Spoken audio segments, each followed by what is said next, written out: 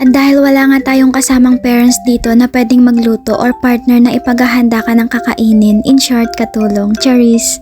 Kaya tara, samahan nyo na lang akong magluto ng very quickie na pang brunch ko. Total alas 9 na rin naman at ito na rin ang tanghalian ko kasi ang work ko ngayon ay 11 AM to 2 PM. And yes, tama kayo nang narinig, 3 hours lang talaga ang work ko ngayon. Hindi nga dapat ako papasok ngayon kasi may date ako. Lah, kaso nga lang hindi na-accept yung pag-absent ko kaya ayun, yung date ko na lang muna yung kinancel ko. So mabalik nga tayo dito sa niluluto ko. So ang breakfast natin for today ay walang kamatayang eklog. Yes naman, itlog kahapon, itlog ngayon at itlog ulit bukas.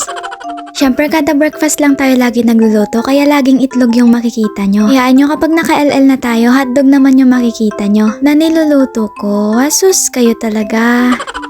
Anyway, ako lang ba? Sabihan nyo na akong weird pero kapag nagluluto ako ng itlog, nilalagyan ko pa yan ng paminta. Siyempre may asin din yan, oy, para magkalasa naman.